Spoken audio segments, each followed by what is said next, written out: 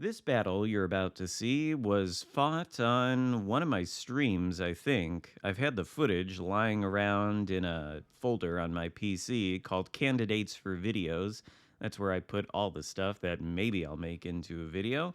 And, when I get stream highlights like this, sometimes they sit in that folder and never get put back on YouTube. That's partly because I suppose a video like this is, in a sense, recycling some content. But I know that not everybody watches the stream, so there's a good chance that some of you haven't seen the outcome of this battle, and it's a pretty good one. The reason it was played, though, is because somebody was asking me to run the Tier 8 Premium German Cruiser Blücher with Azur Lane Graf Spee at the helm. So I'll show you the build here. We're fully spec'd into Concealment, which is Azur Lane Graf Spee's main strength. She's got the Ghost skill that buffs the cruiser concealment significantly. We're, of course, running the concealment module. And then we've got Swirsky and Makawa as the two inspirations. So with that, we're at 9.3 kilometers. And I don't know that this battle has any specific scenarios where it's clear how much of a value the concealment is. But if you've paid attention to my channel for as long as I've been making videos, then you know one of my goals in video making is to identify and explain good principles that you can employ to guide your actions while you're playing World of Warships Legends and, get more success. That's why I like to talk about more abstract conceptual things in videos more so than just pointing out every specific concrete action I take in every scenario. If you can identify principles to guide your actions, then you can employ those principles across many different scenarios. That's the nature of abstract thinking and principles to begin with. And one principle that I've identified over the years, and I'm sure you've heard me talk about it many times before, is that concealment is a universal value for every ship class. I've emphasized that concealment is a value on battleships quite a lot, but I don't know how much emphasis I've put on cruisers. I would say that concealment is more of a benefit the smaller the ship is. It's certainly valuable for battleships, but cruisers are smaller than battleships, and destroyers are smaller still than cruisers. And I think the usefulness of speccing into concealment increases the smaller the ship gets. After all, destroyers are the tiniest ships in the game with the tiniest HP pools, and so speccing into concealment for them allows them to have influence over the game. It means they can get into critical areas like the capture circles and take those more easily than larger ships with bigger detectability ranges. Now, cruisers, of course, are some sort of mid-ground between destroyers and battleships.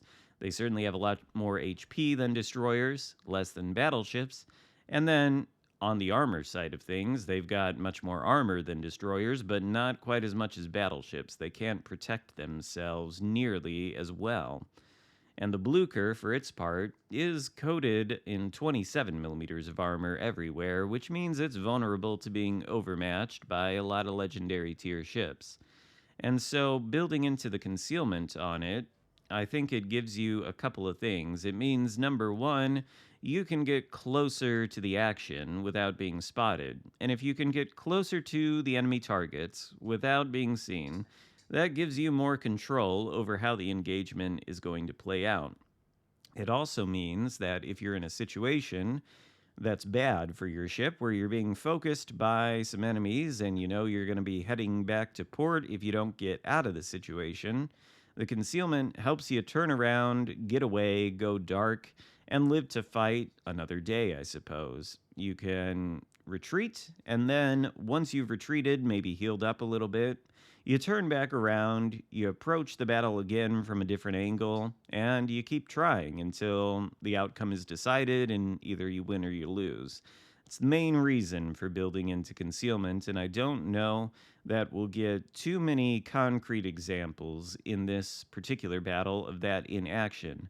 But I think by the end of this, what this will demonstrate is that Blücher, in terms of its offensive capabilities, is so good stock that focusing entirely on concealment by using Azur Lane Graf Spee doesn't really hurt it at all. Now, obviously, we had to retreat from this cap here because it was being pushed by a Wisconsin and a Mogami, both of whom have sailed straight through the cap and taken it.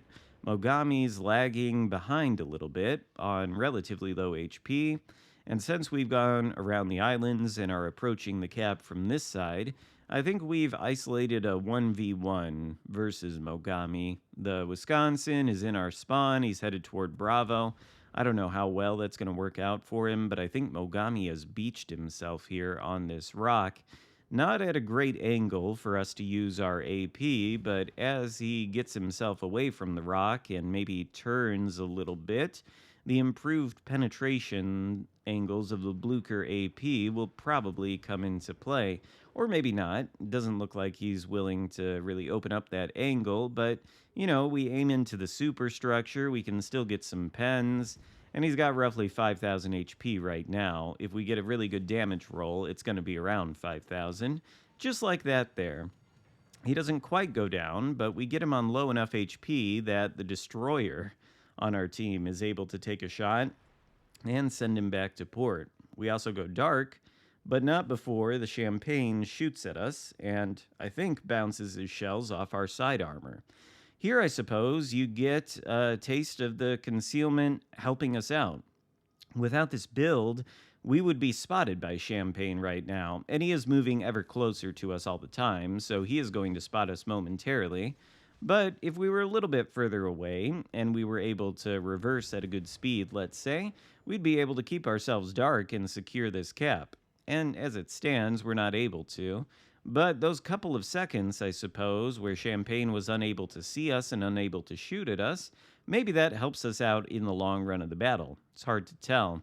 We've got torpedoes headed his way. He's still drawing ever closer all the time, and he's broadside to us, which is not great because Blücher can shred the HP of any kind of broadside ship, even if it's a battleship. It just needs a little bit of time, and it's not like Champagne is a heavily armored battleship either. It's 32 millimeters everywhere except for the waterline belt protecting the citadel. And of course, this AP is going to have no issue whatsoever penetrating that 32 millimeter plating, even when it's angled like the Champagne is. We're still getting 6,000 or 5,000 damage salvos there. And Champagne, I believe, is going to give us a breather here and go around the island where he'll voluntarily cut off line of sight from us. This, by the way, is an indication of one of my main sort of game theories, I guess, which is that one of the reasons concealment is such a universal value is because it's fundamental to the way that player interaction occurs and balance is determined. After all, if you're not spotted, you really can't be damaged. And so your ability to control or have more say over when you're spotted, the value of that, I don't think, can be really overstated. Anyway, Champagne is behind the island. Maybe this gives us enough time to finally secure this capture circle. I don't think we're in desperate need of doing it, but the enemy team does have the middle cap. We have Alpha. Doesn't look like anybody's in prime position to take that, but of course it's better to have 2 out of 3 of the caps if you can. And so we are able to take the cap thanks to Champagne retreating from the furious onslaught of Blücher's firepower. You can see there that he is able to overmatch our armor scheme, and if we were a little bit more heavily armored, we'd probably be on more HP.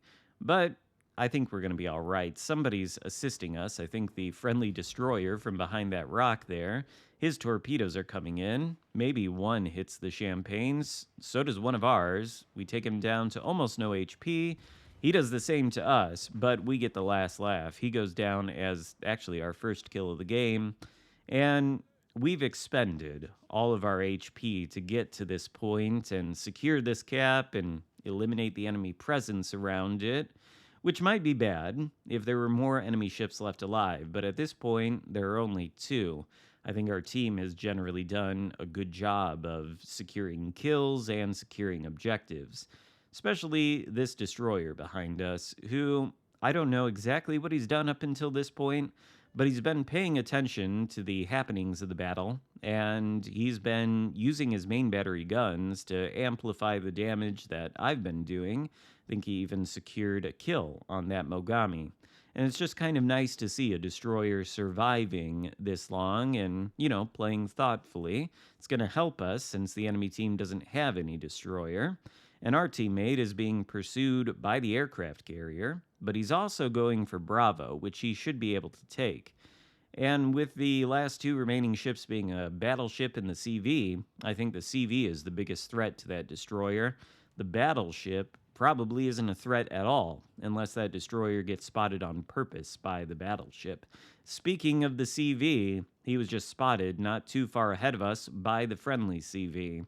And I think the best thing to do in this situation is probably to go after him. He can't shoot back, unlike the battleship. He can launch his planes at us, and if he chooses torpedoes, I think we're going to have an easier time evading those than if he chooses his skip bombers, which are probably going to be unavoidable, and one hit from the skip bombers is going to be all it takes to end our match and send us back to port. But there's the Chikhalov, broadside to us, and of course as soon as we shoot, we will be surface spotted so that the battleship can hit us. But there's an island between ourselves and the battleship at the moment, so it's going to be a second before you can get here. And then Chikhalov does actually hit us with a bomb, I guess, but it shatters on our armor, and miraculously, the battleship, which shoots at us, also manages to bounce a shell off, I assume, our Citadel belt. I don't know exactly what that battleship is, but I'm going to bet it can overmatch 27, so at this point, it's just luck that's keeping us alive, and it was Wisconsin. He gets taken down by the Lexington, but not until we've shaved the HP of that Chikhalov down so low that either the destroyer can send him back to port with a couple salvos from the main battery, or else the friendly CV is going to be able to drop him once and end the battle. And I suppose that's how it's going to go. There goes the Chikhalov at the hands of the Lexington, and we win this battle with a respectable amount of damage, 176,000 and 3,000 XP. So again, maybe not a fantastically clear example of the concealment being useful in concrete scenarios that occurred in this battle, but definitely a demonstration that Blücher can be an excellent ship without you spending any commander resources as far as skills to build into the main battery guns. You can build into the concealment and still have a fantastic cruiser. Maybe even more fantastic if you can find scenarios where the concealment is going to allow you to do things that you otherwise couldn't. So I hope you enjoyed this video. Hopefully that gives you something to think about. Give it a thumbs up, consider subscribing if you haven't already, and I'll see you next time. Goodbye.